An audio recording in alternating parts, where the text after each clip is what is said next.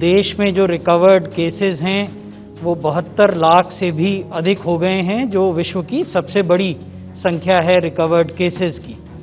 साथ ही हमने देश में 10 करोड़ से ज़्यादा टेस्ट कर लिए हैं।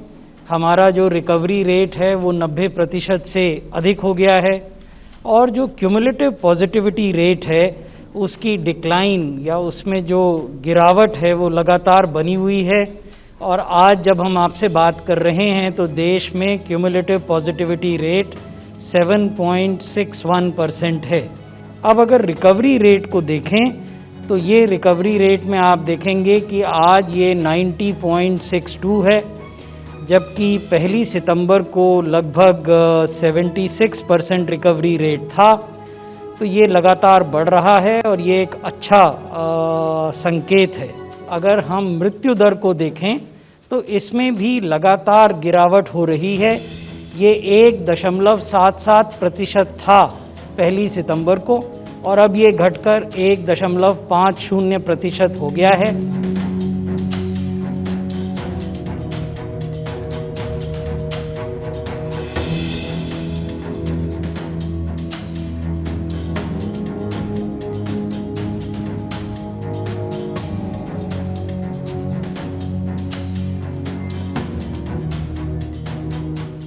ये 10 राज्य हैं और यूनियन टेरिटरीज हैं जिनमें कि अभी भी कुल एक्टिव केसेस के 78% केसेस हैं। ये क्यूमुलेटिव आंकड़ा है, यानी हिस्टोरिकल आंकड़ा है। जो 86% कुल मृत्यु हैं वो इन 10 राज्यों में हो रही हैं, जिनके आंकड़े हम आपके साथ शेयर कर रहे हैं। ये भी क्यूमुलेटिव आंकड़े हैं, हिस्टोरिकल आंकड़े हैं, प्रारंभ से लेकर अब तक जो मृत्यु हुई है उसके आंकड़े हैं। तो कुल मृत्यु जो कोविड से हुई उनकी 36% से ज़्यादा मृत्यु केवल एक राज्य में, महाराष्ट्र में हुई। उसकी संख्या हमने आपके साथ साझा की है, 43,000 से कुछ ज़्यादा संख्या है। तमिलनाडु में 9% से अधिक मृत्यु हुई, कर्नाटक में भी 9% से अधिक मृत्यु हुई और उनके आंकड़े भी हमने आपको ये प्रदर्शित किए हैं। लेकिन ये तो हिस्टोरिकल फिगर है। हमें ये भी देखना है कि पिछले 24 घंटे में देश में क्या हो रहा है, क्योंकि उससे भी पता चलता है कि कहाँ इन्फेक्शन कैसे बिहेव कर रहा है। हो सकता है कि कुछ राज्यों में हिस्टोरिकल बर्डन ज़्यादा रहा हो, लेकिन पिछले कुछ दिनों में तस्वीर बदली हो, तो वो भी हम आपसे साझा करना चाहते हैं। ये वो 5 राज्य हैं जहाँ पिछले 24 घंटे में देश में कुल हुई मृत्यु के 58% मृत्यु हुए।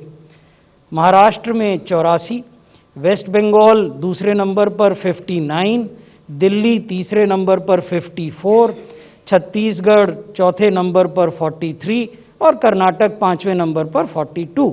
हमने ये पाया है कि फेस्टिवल के दौरान जो अभी हमने आपको स्लाइड दिखाई, केसेस बढ़े हैं, केरल में बढ़े हैं, वेस्ट बंगाल में बढ़े हैं, महाराष्ट्र, कर्नाटक और दिल्ली में बढ़े हैं।